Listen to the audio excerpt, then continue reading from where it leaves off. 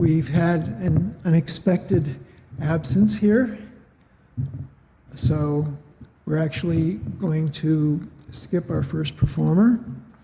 Hopefully, you can join us later, and we will start today's celebration of life with a remembrance from Birgitta Moyer.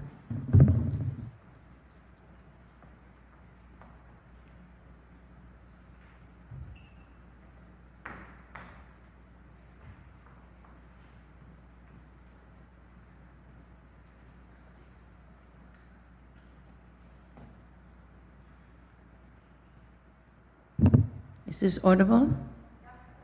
Good, good. I had a little trouble hearing you, Tom. I'm Birgitta Moyer. I was chair of the music department for many years at Notre Dame. 24 years, actually. A little too long. And thank you for asking me to speak. And the picture of Minsook over there is ageless, you know. I remember her when she was in high school. I knew her already when she was in high school. And this looks almost the same. And she did not change very much. It's beautiful. She was taking violin lessons from Jenny Rudin in Palo Alto. She was one of Jenny's favorite students. And my son was also taking lessons from Jenny, so we knew each other. And I knew her from there, and from student recitals. And then Jenny encouraged her to enroll at Notre Dame. And I was happy to see her come there, especially since that encouraged some chamber music. So we had a string quartet that played. Sometimes I played violin with them, but when all went well, I didn't have to play, so and could coach them. Lisa Ernesto played second violin, and for a while David Freiberg played viola, but he may have graduated one of the first years Minsook was here. I'm not quite remembering. And we had a guest come in to play the cello because we didn't have a cellist at the time. So the chamber music was very much part of many memories of Minsook. Also remembering her in classes. I taught form and analysis when she was in that. And I think also there was a music history semester that she was in one of my classes. It has been almost 20 years since I retired now, so there's not too much I remember. I wondered also, Minsook and Kayoko, who is here and who you'll hear soon, were friends. And I brought a present that they gave me one year. I just thought I have enjoyed it ever since.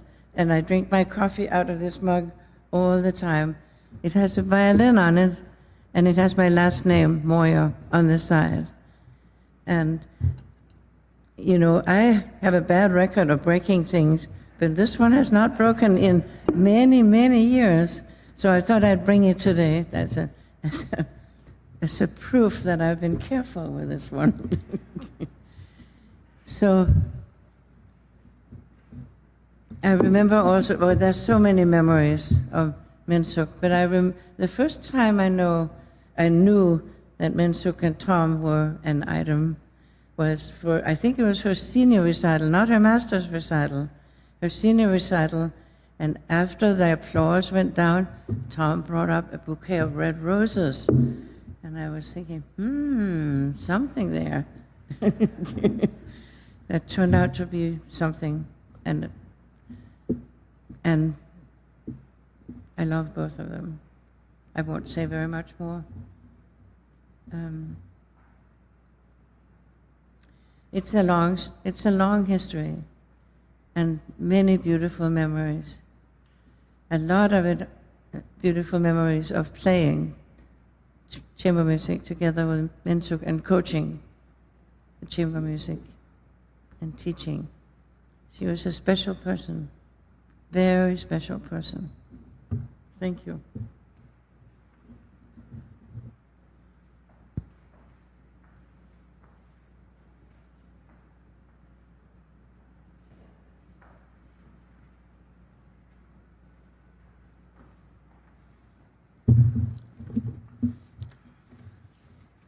So Sarah Moskowitz wished that she could be here with us today, but I'm going to share with you her written message. I knew Minsook when we were both students of Mrs. Rudin. Minsook was just a year ahead of me, so there were several years of overlap in frequent master classes and the annual recitals. Beyond being an excellent musician who played the violin beautifully, Minsook's personality really stood out to me. Unlike many of us who seem to be focused on ourselves, our own successes and failures and tribulations, Minsook seemed much more mature. She did not seem to be caught up in the rat race of proving herself or showing off. She did the work, she loved the music, and she demonstrated both while being friendly to all of us. She was already a natural at teaching when she was in high school. I was very happy for her that she built a life around music and teaching. I was thrilled to run into her when I returned to the area after college, and when my child expressed an interest in taking violin lessons, I knew who to call. I could see right away how Minsook used so many of the brilliant teaching techniques that Mrs. Rudin had used with us, and also that Minsook brought her own expertise and warm personality to the process. Minsook was always so friendly to me when we saw her at Crestmont recitals or other concerts. It meant so much to me to see her and to maintain the connection, and it was so wonderful to see her thrive as a highly respected member of the musical community. She was a blessing to all of us, and I consider myself very fortunate to have known her and to have had our lives intersect as they did.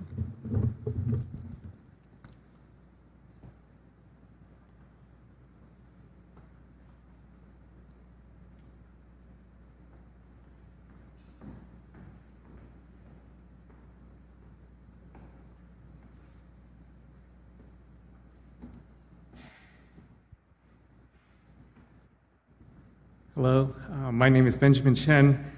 I knew Minsook from growing up in Mrs. Rudin's studio. Minsook would coach us, she would support us, she would perform with us. She was also the most organized and responsible person around, to my recollection, and was in charge of running the spring workshop at the College of Notre Dame, now Notre Dame de Namur. This was a week-long stay in the dorms camp, okay, so not for the faint of heart. As I was just thinking back to all the things that Minsook did, there was one thing that she did not do. She never made any of us feel judged. So one summer, Minsook was my violin teacher. Mrs. Rudin was away and appointed Minsook to teach me. So I went to her Sunnyvale home for lessons. Among other things, she had me go back to Suzuki Book 1 and relearn those pieces and play them beautifully and expressively. I see nods, maybe similar experiences.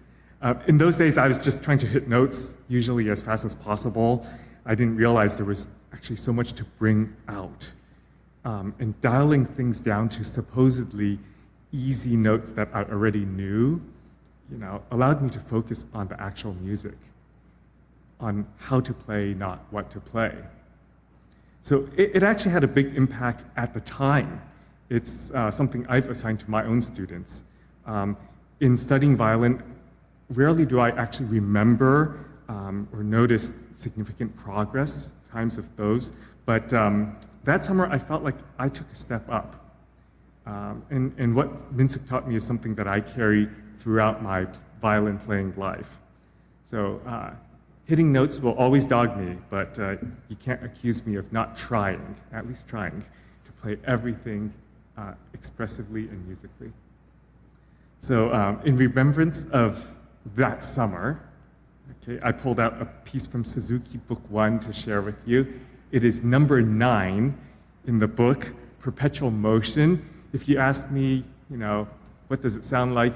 I wouldn't be able to tell you, but I think many of you will recognize it. This is actually written by Shinichi Suzuki himself.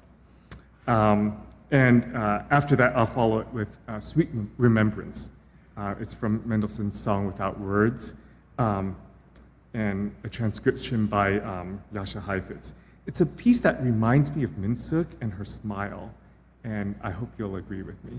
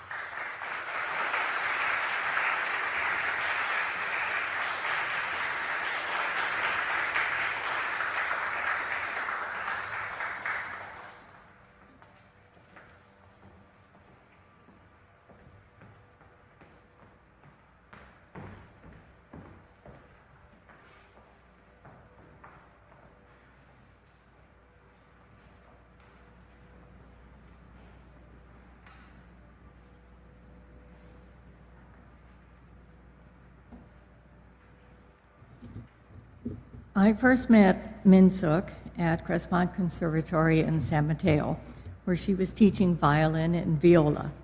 She was a part of a piano trio with Kathleen Johnson and Sherry Bjorklund. I was a big fan of that group. I remember attending some of their rehearsals, sitting next to Julia, who was about 10 at that time. I think she was then. Minsook was always so proud of Julia. In later years, she would always light up when I inquired how Julia was doing in her life back east. Tom was teaching at Crestmont Conservatory at this time and was a devoted partner setting up all the recordings for the Crestmont Trio. I remember Minsook as a teacher with high expectations of her students who enthusiastically received her instruction. She was a member of MTAC, Music Teachers Association of California, and one year she had a viola student that won the Peninsula Youth Organization concerto competition and then performed a solo with Peninsula Youth Orchestra. I recently found programs for the Crestmont performances. Starting in 1999, Minsook and I played together in a few concerts. Before the concerts, Minsook and I commiserated about our nervousness. But once Minsook took the stage, she was a pro through and through, showing no sign of nerves. It must have been shortly after that when she, Sherry Bjorklund, and Kathleen Johnson performed their piano trio. It was a serious commitment for them, and over the years they became a trio whose ensemble blended so perfectly that their concerts received standing ovations. Sadly, Kathleen passed away in 2021, and Sherry just this last year. So if there is a life after death, I like to imagine their trio making music once more. I will carry Minsook's gentle spirit and calm strength with me for the rest of my life.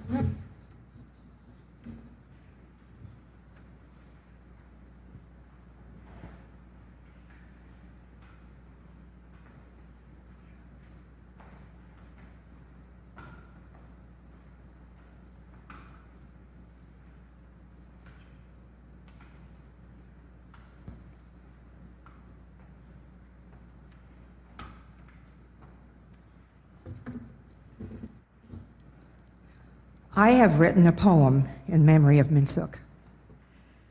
A beautiful woman, a loving wife, a devoted mother, a beloved daughter and sister, a caring teacher, a faithful friend, a masterful musician. She brings light and understanding. Her winning smile invited me to feel her warmth. She taught us the lessons of life. Her smile wafts through the breeze. Her tears flow through the rain. Her warmth radiates from the sun. Her grief moves through the fog. She was so young with so much life to live. Even when she was failing, she always had a hug for me. How could we help but love her? Her spirit lives on inside us. Her love fills the cavities in our hearts. I wish I had more time to be her friend. Thank you.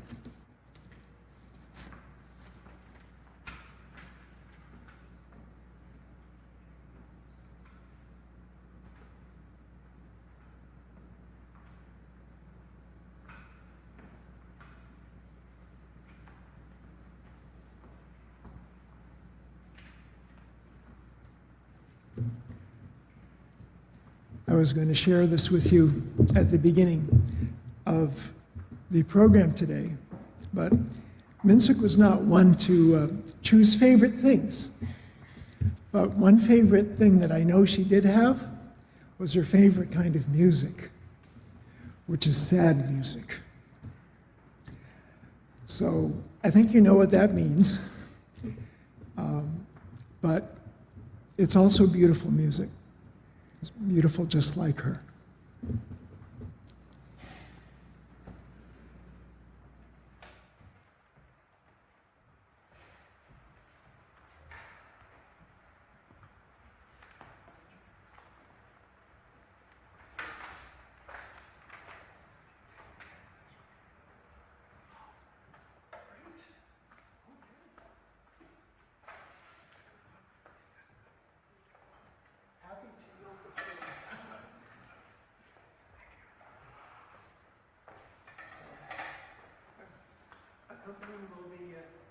Alan's brother Kevin.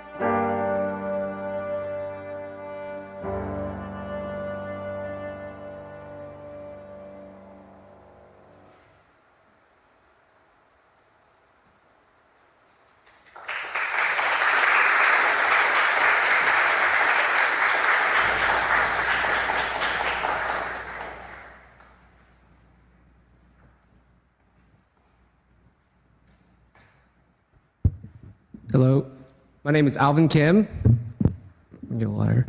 Yeah, I was a student of Minsook's for 8 years, from 5th grade all the way up until my senior year of high school. That piece, The Glass of Elegy, is actually something that I had learned from Minsook, practiced and performed under her guidance. And something that really stood out for me from learning from Minsook has just been her unwavering sense of support when it came from preparing the recitals, to preparing for auditions, to putting together studio recordings. She was always willing to do the above and beyond in order to support me, in order to support my brother. And yeah, I'm just so grateful for that. And one thing a saying that comes to mind, I think people are familiar with the phrase, practice makes perfect. But with Minsook, her variation was always, perfect practice makes perfect. I think I especially heard that a lot as I would try to tell her, I practice, but then she'd be like, okay, did you really practice, like, as seriously as you could? And I was like, no.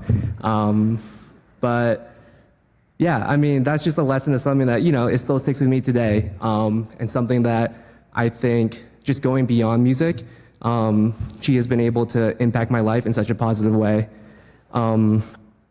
But when it comes to music specifically, like, I've been able to travel the world because of music. I've been able to make some of my closest friends, make some of the happiest memories for me and my family because of music, and all that I attribute to Minsook. Even as I was practicing earlier this week with my brother, like, I just felt a sense of connection that with my brother, that we haven't had a moment like that in whoever knows how long, as we gone to the working world, the hustle and bustle of everyday life, but being able to put aside some time to just play music together, yeah, it's a special moment, and so I'm so grateful to her, and I will forever be grateful. So thank you.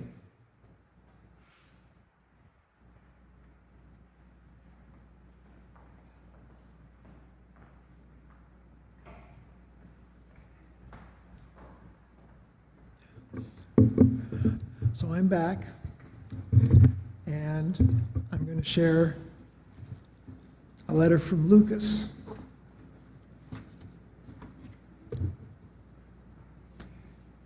Dear Miss Kang, it's hard to believe a year has passed. I still think of you often, especially when I'm practicing violin or feeling those familiar nerves before a performance. Ever since first grade, you've known exactly how to challenge me, cheer me on, and make me laugh when I needed it the most. Your warm encouragement, when in doubt, play out, and your promise to fix my bow hold even when I'm 80 have stayed with me all these years. Yes, I still hear your gentle voice reminding me whenever my thumb or pinky slips out of place. Looking back, it's incredible to see how I went from nervously tackling Rossini's William Tell Overture to confidently performing Elgar's Salut d'Amour as a duet with you. You probably still remember my mom, who used to sit in on our lessons and record us playing together. Well, she still replays those recordings from time to time. They aren't just proof of my growth, but also a heartfelt reminder of how fortunate it was to have an incredible teacher like you during my formative years. You were the one who empowered me to see music not just as notes on a page, but as a meaningful living experience. Your guidance planted the seeds that have made music an integral and joyful part of my life. Beyond shaping my musical skills, you played an important role in shaping who I am and my work ethic. You were never in a rush to move on from a piece. Instead, you patiently guided me to improve until I could perform at my very best. Like truly understanding the emotions behind Beethoven's Romance in F major. Every award and recognition I've earned reminds me of your patience and dedication, as critiquing hundreds of my recordings, though I'm pretty sure Mr. Hansen had to endure some of them too. Ms. Kang, it was you who showed me the importance of holding myself to a high standard, and I am deeply grateful for the learning far beyond the violin lessons. Whatever path I end up taking, the hard work, discipline, and dedication you instilled in me will always be my foundation. Thank you for everything. I miss you a lot, but I know you will always keep an eye on me.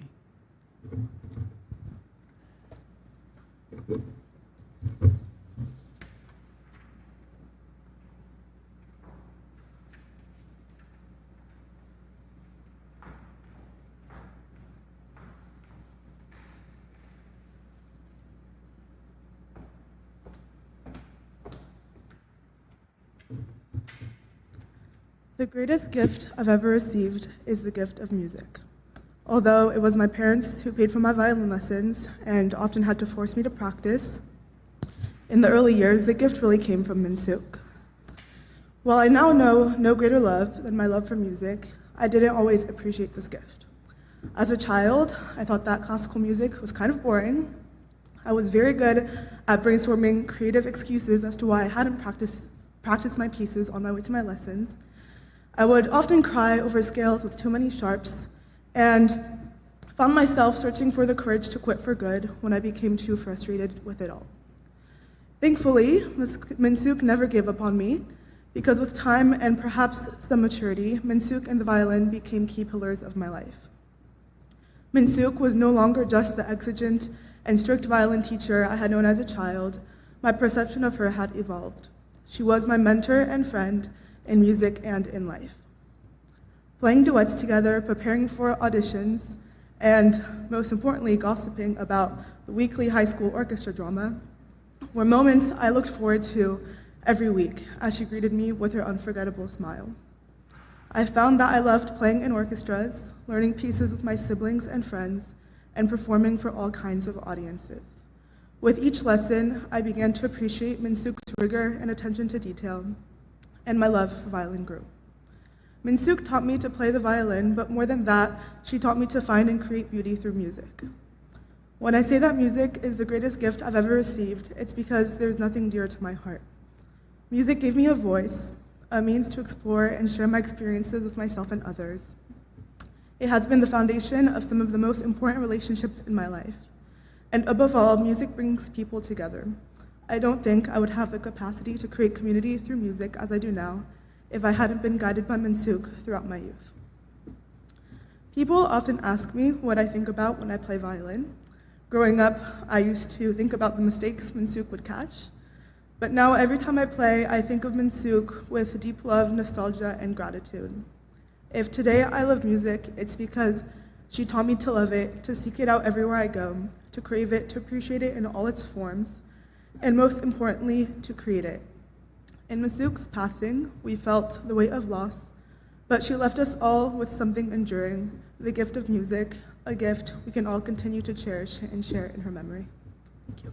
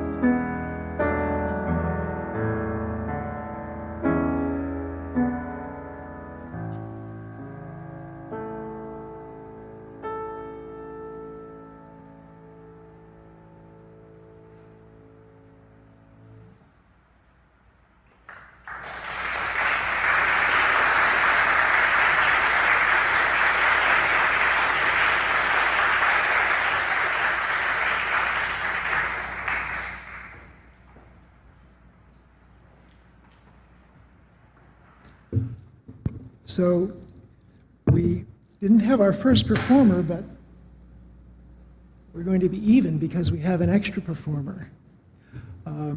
Kevin Kim, who you saw at the piano earlier, is now going to play on violin. He's not going to accompany himself. I will accompany him. Kevin studied with both me and Minsook, and so he is going to be playing the famous Méditation from Thais of Massenet.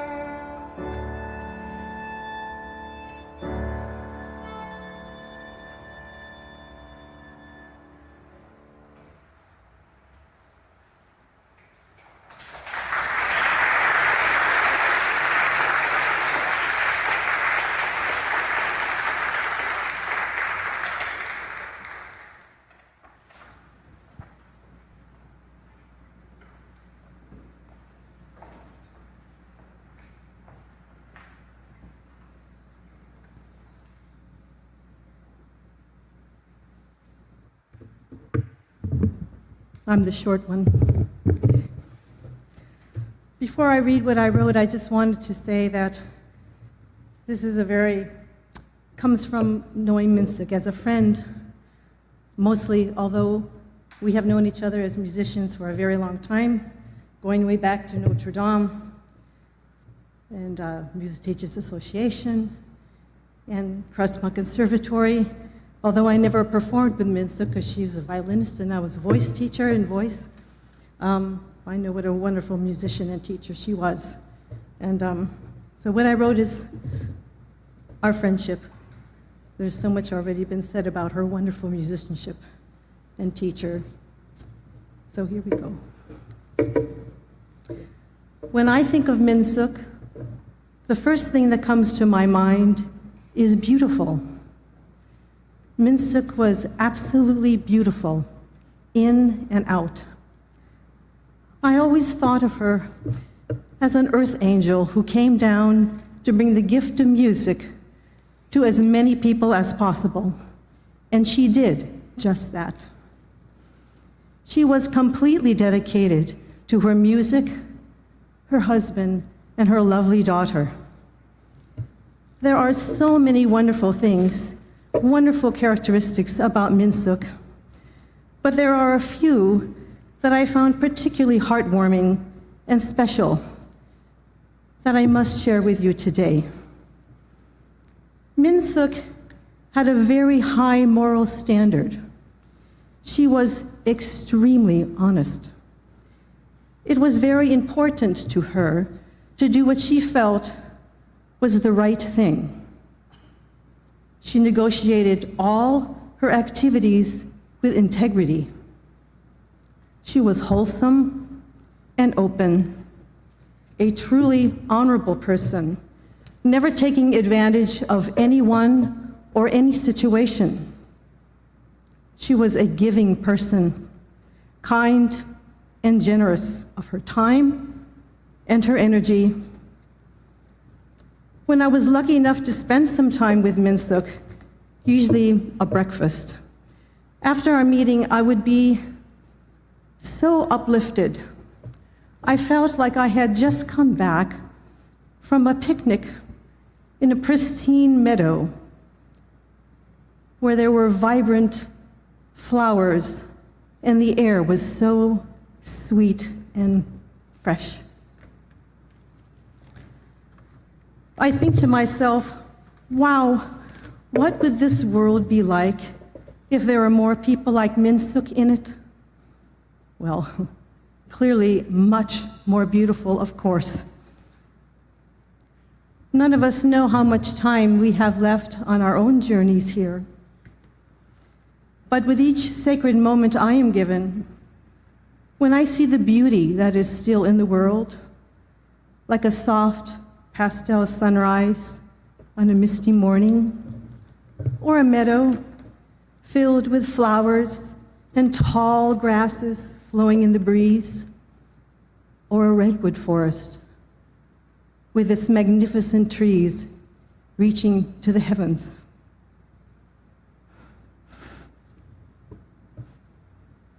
I will be reminded of Minsook.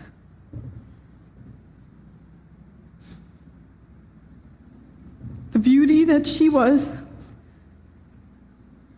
the beauty of her spirit, and all the goodness she brought into this world.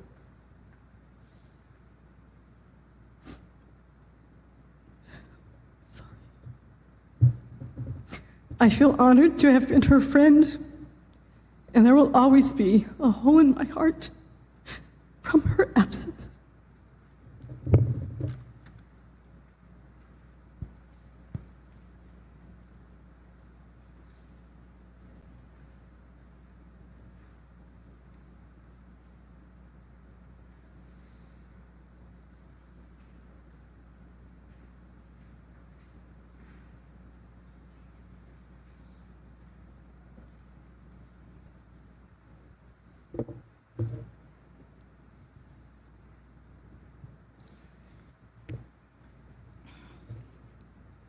Good afternoon.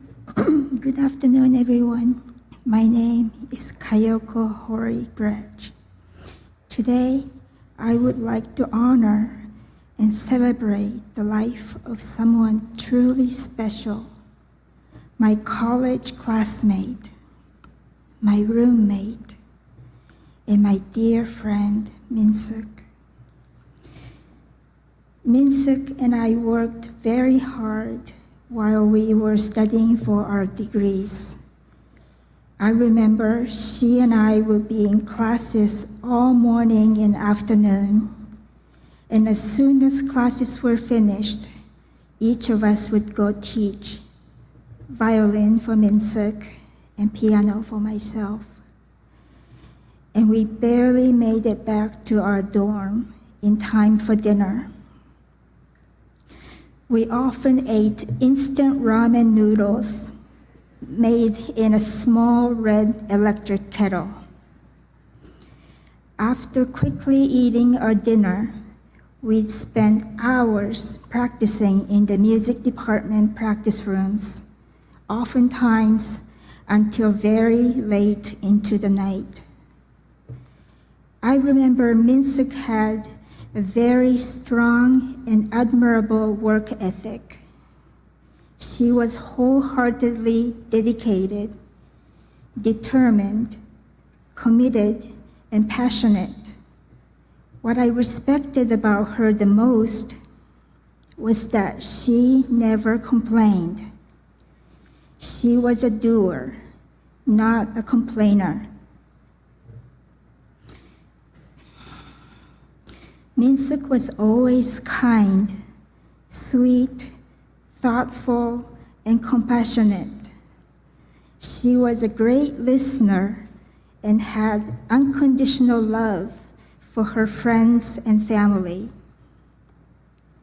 She always accepted and loved me for who I am. She showed her compassion and love for others as well. Truly a beautiful person inside and out. And her infectious smile, beautiful and charming. Minsook had the most beaming smile, especially whenever she was with Tom or whenever she would talk about Julia.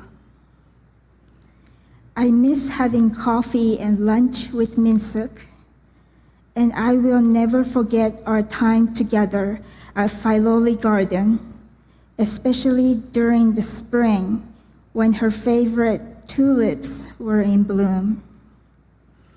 I once asked her what colored tulips she liked the most, and she said, "I love them all."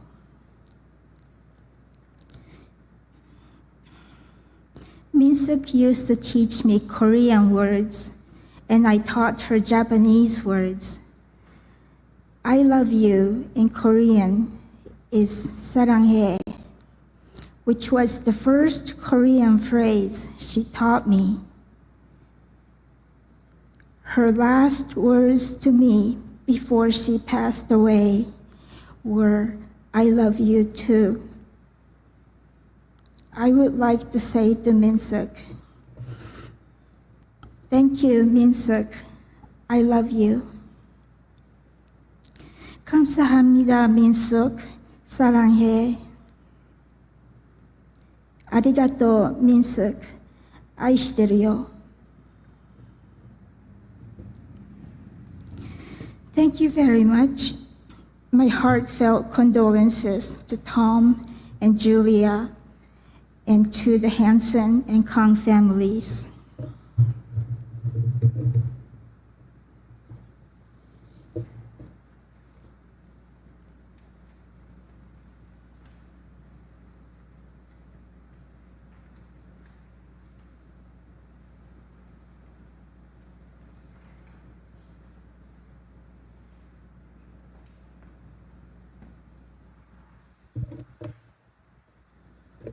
I'm not on this list here, but I figured I wanted to say just a few words.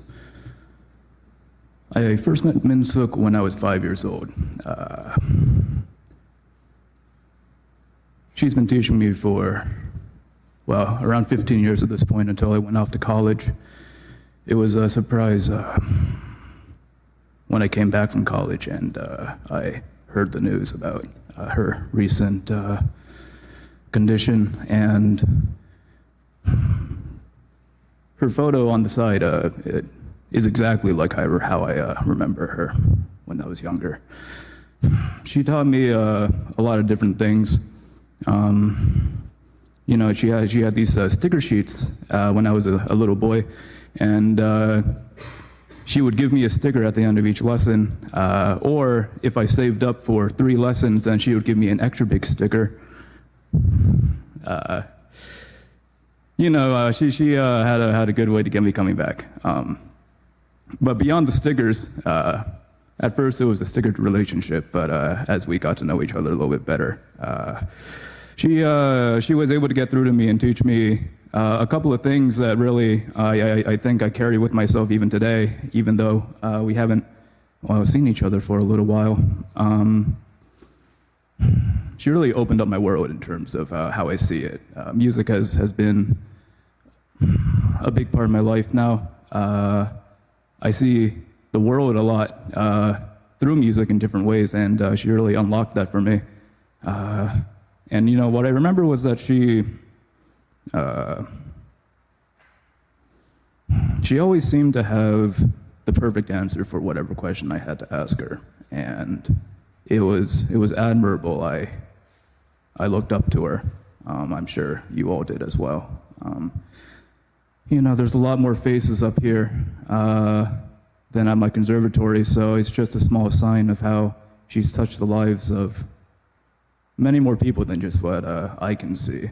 And I'm doing music education myself now, and you know, I feel like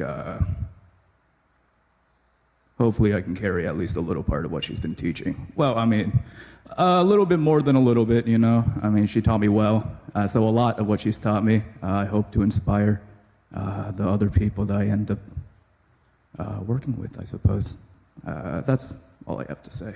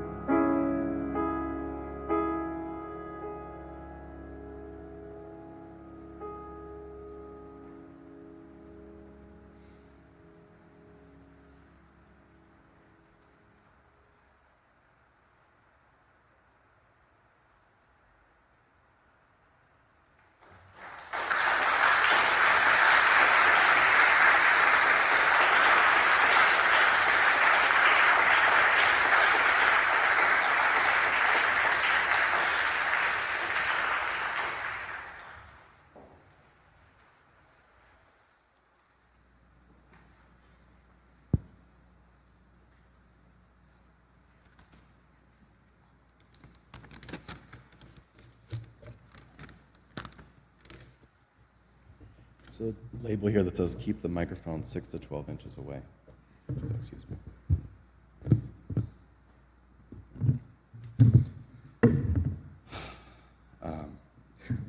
Benjamin, I don't want to steal any violin valor, but when I was nodding at Minsook, sort of kicking you back to book one, it wasn't because she ever did anything like that with me, but it's like she just always knew exactly what you needed, right? And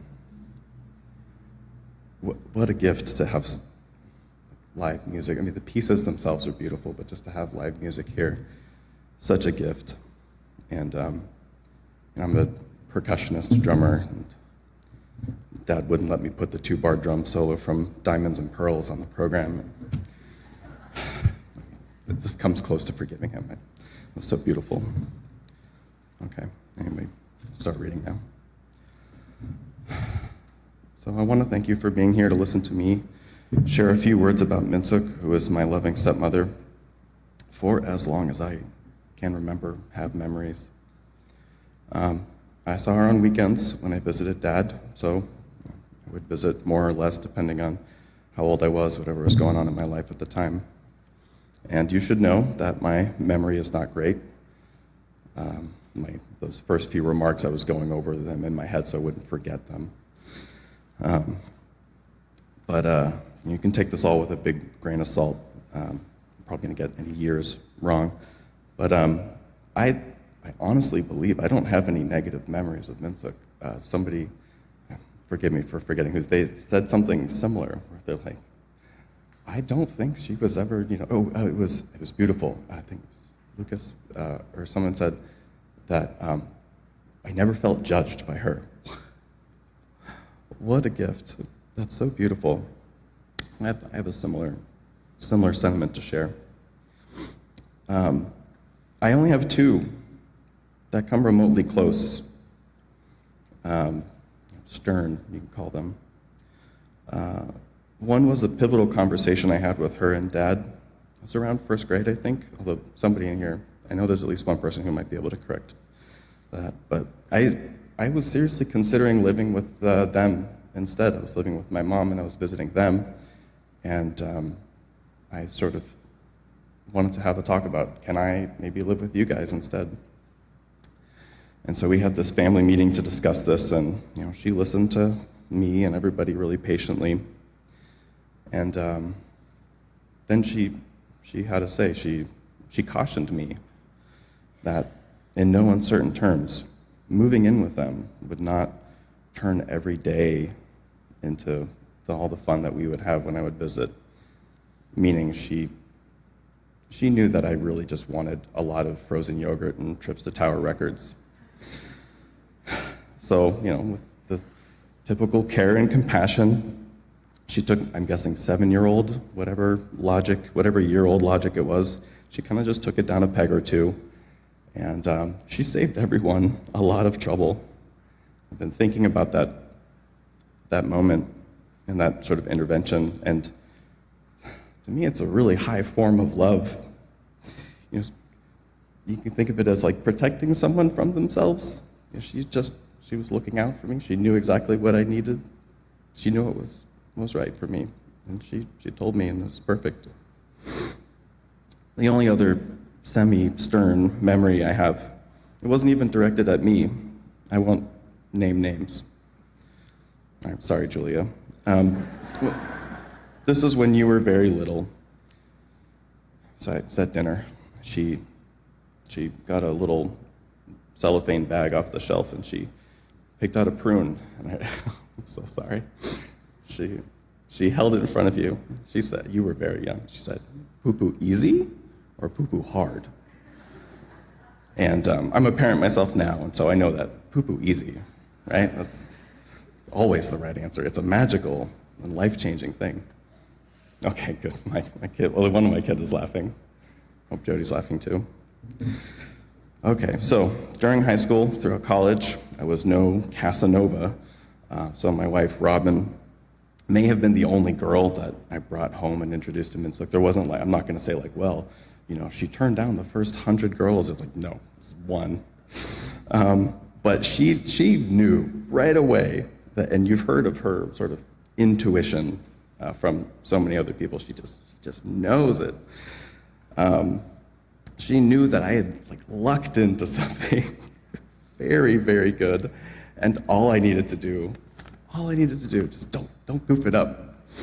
And that's an ongoing threat. That's a daily threat that I still face, that I could goof it up. But I'm proud of how proud she was of Robin and Cora and Jody.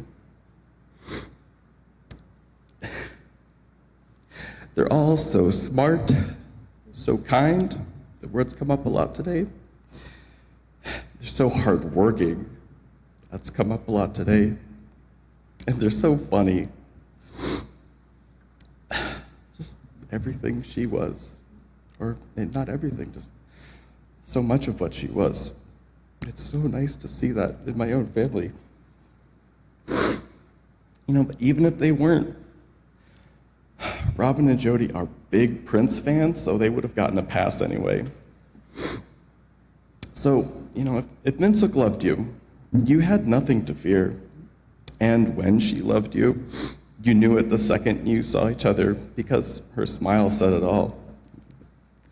It's almost unfair how good she looks in that picture, because that's her smile. By way of reputation, and now you've heard from a lot of her students, so if you didn't have it before, you have a sense of her reputation as a teacher. I think of her that as a tough, rigorous, fair, loving teacher, but I never experienced that aspect in her life. It was visits on the weekends, and she wasn't in teaching mode. It was great. But I did know that during the 18 or so months of the hardship after the diagnosis, there's this phrase that kept like popping into my head when I would, you're there, you're spending all this time, and you have a lot of opportunity to sort of reflect back, and this thing just kept on popping into my head. Actually, I think the first time was after she was in the hospital, before they did the procedure to alleviate some of the cranial pressure. I think this was the first time it popped in my head, which is like, she really taught me how to love other people. The way that she would make you feel like 1,000 times the person that you were. The way that she would light up and beam when she know that you worked really hard on something. Yeah, this is what just kills me. The way that she would say, she'd give me a big hug and she'd just say, my boy, my boy. Just.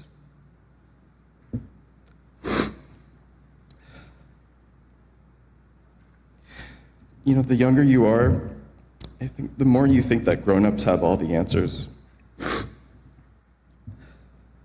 And at least for me, the older I get, it's easy to forget, how much kids and young people need. Sorry, I stepped away from the mic. How much they need good role models. They need a lot of role models. They need different role models, and they need good ones. And so I just want to celebrate how Minsook somehow managed to be a grown-up with all the answers. And somebody who gave her very best to me and all her loved ones, because whether she knew it or not, I needed her so much. And like everyone here and so many more people, I will never stop loving her. Thank you.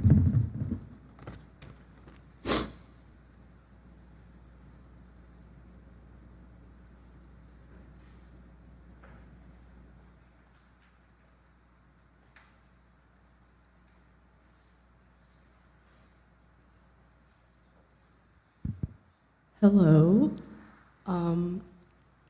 Confession, I am grossly underprepared for this. I spent a lot of time trying to put words to paper and think about what to say, and I think in a similar vein as everyone's probably feeling, even though it's been a year, it still doesn't feel like enough time to even begin to understand everything that's happened, or make conclusions or put a period at the end of a sentence. So we're going a little bit off book here, if that's okay with everybody. But when I was trying to think about what I wanted to say or what I wanted to share, the thing that has continued to come up is to talk about our birthdays. Now, my birthday was 20 days ago. If you didn't wish me a happy birthday, it's okay. And my mom's birthday is the day after mine, on July 21st. And growing up, that was one of my favorite fun facts, was that my mom's birthday was the day after mine. It just felt like this sort of secret, special connection that only we shared, and then not every daughter got to share with their mother, and I cherished it for that reason. Another fun story was that I have been told that she wanted to have a baby before she was 30, and so I guess me, being the procrastinator that I am, waited until the very last day to kick my way into the world. So I think that's very telling, considering that I have nothing prepared today. But the more that I've been thinking about the birthdays that we've shared, I've come to realize that I have so many great memories of the birthdays that I've had growing up, but that also in turn meant that a lot of her birthdays were spent doing whatever whimsical thing I came up with. Or in the case of my 10th birthday, when I had strep throat, I was very focused on the fact that I was spending my first double digits birthday having strep throat. But that also meant that she spent her 40th birthday taking her miserable child to the doctor, which is probably not how anybody would want to spend their 40th birthday. Or when I wanted to go to Disneyland for a second time, that also meant that she would have to spend her birthday at Disneyland. And at that time, she had actually also recently had surgery. And as some of you may know, Disneyland hates sitting. They have no seats unless you pay for their food. And so I remember the weeks leading up to that trip, we spent time figuring out how we could find a way for her to sit if she had to sit down, because she was still recovering from surgery. And there was never a question of, oh, we can't do this, we can't go because of this. It was, how can we make this happen for you, for me? And so I think a common theme that has been coming up is this idea of the sacrifices that she made for so many people. And being her daughter, it's something that I have a difficult time coming to terms with, how incredibly giving she was. I mean, one time I had talked to her about, if she wasn't going to be a teacher, what career would she have maybe chosen? And she said, I think I would have liked to be a nurse, which I think is very much a testament to the kind of gift that she wanted to give to the world. And it really was caring for other people. And I am still trying to understand how somebody could be so caring and giving to others, and to not think of themselves, but only, what can I do for you? And so also for that reason, I'm very thankful and grateful for everybody that's here, and has been able to celebrate her, even when I wasn't able to as a young child, wasn't able to do that. But even then, I am proud of some of the things I was able to give to my mom. I think my favorite birthday that we shared of hers was in 2018, and I was still living in New York at the time. And for her birthday in 2018, we started the day at a contemporary Korean restaurant, one of my favorites, and we had this delicious iced strawberry drink that I still think of to this day. And we got to go to the Met, and she got to see Stradivarius violins. And after that, we went to the Conservatory of Flowers in Central Park and saw all these beautiful flowers, and that is where I took my favorite picture that I've ever taken of her. So if you'd like to see that, come find me after. And I think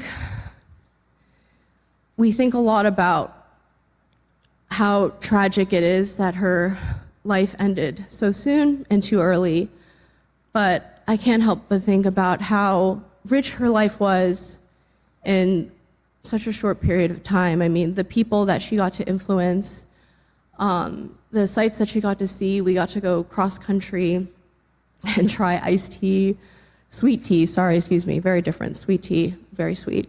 We got to see New York, we got to see LA. She even got to be a grandmother, which was something that I was not prepared to give her anytime soon. And I think in the way that she lived her life, the biggest lesson that I've learned is that people are the most important. It doesn't matter, you know, the places you've traveled and the sites you've seen. At the end of the day, people is what matters the most. And so I'm very grateful for you all coming today, and I am going to end it there. Thank you.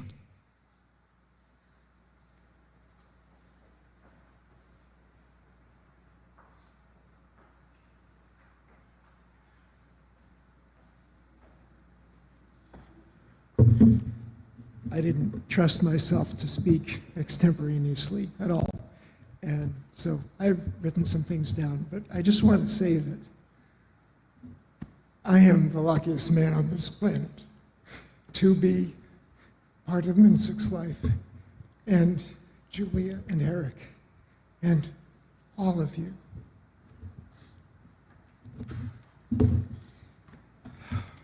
I have all my music and all the things I'm reading in here, so you must be sick of me by now. Almost there. We're almost at the finish line. Let me begin by stating the obvious. It was music that brought Minsook and me together. Music has been part of my life for as long as I can remember, and I'm so very grateful for my life as a musician. But there are truly no words to express how lucky I was that music would also lead me to the love of my life. As you've heard today, Minsook was a natural teacher and a gifted musician, and she was already amazing when I met her. At the time, I was teaching here and in San Francisco. The school in the city had a Suzuki violin teacher who was very well established and had a large class. I accompanied her students at the school music recitals. Well, let me tell you, after that experience, when I heard Minsook's students for the first time, I was gobsmacked.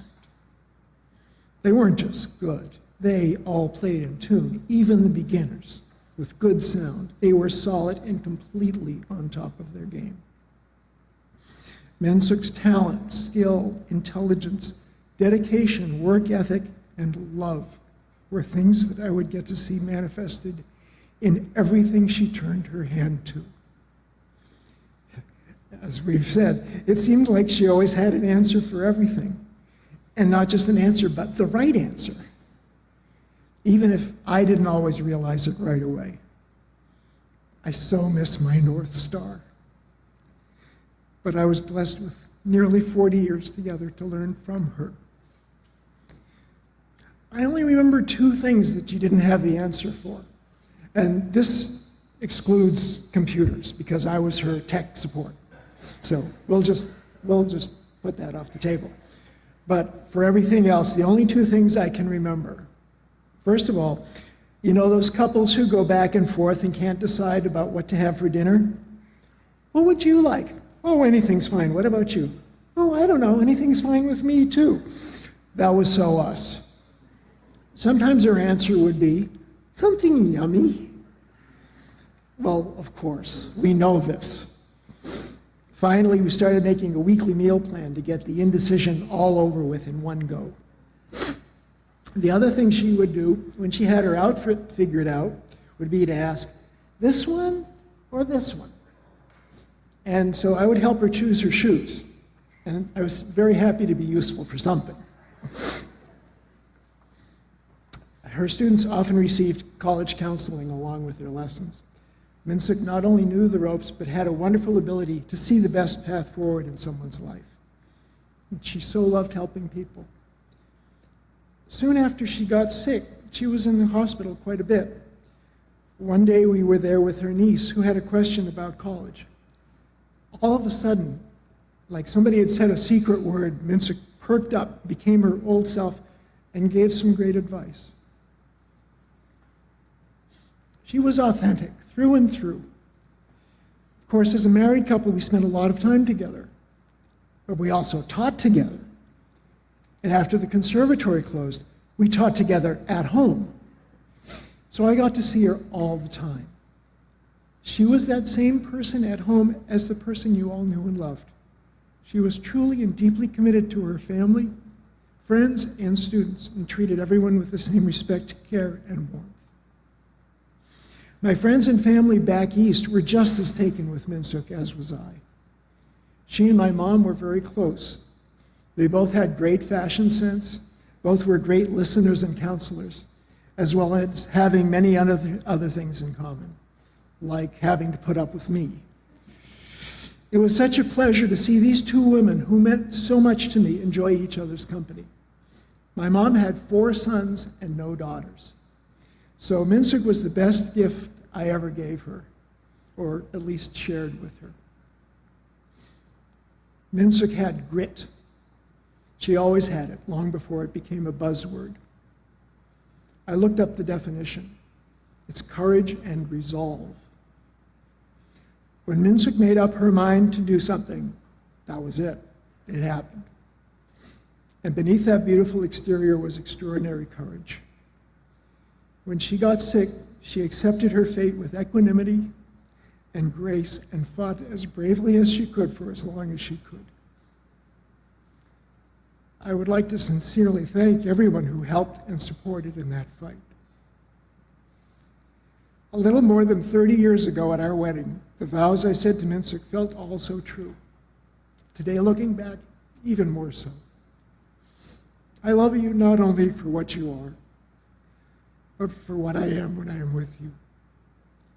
I love you for putting your hand into my heaped up heart and passing over all the foolish, weak things that you can't help dimly seeing there, and for drawing out into the light all the beautiful belongings that no one else had looked quite far enough to find. I love you because you have done more than any creed could have done to make me good, and more than any fate could have done to make me happy. I love you, my honey.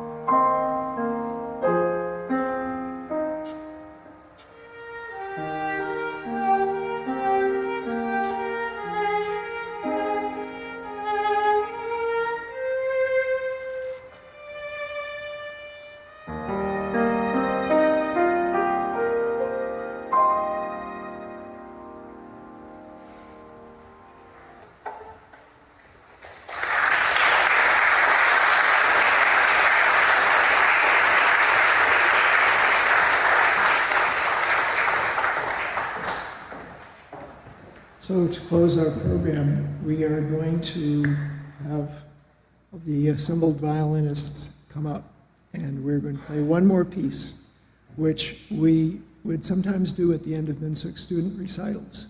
And this was actually a tradition that came from her teacher, Mrs. Rudin, because they would do this at some of Mrs. Rudin's recitals as well. So it's probably going to take us more time to get everybody assembled and ready to play than it's going to take to play the piece. But it's all good.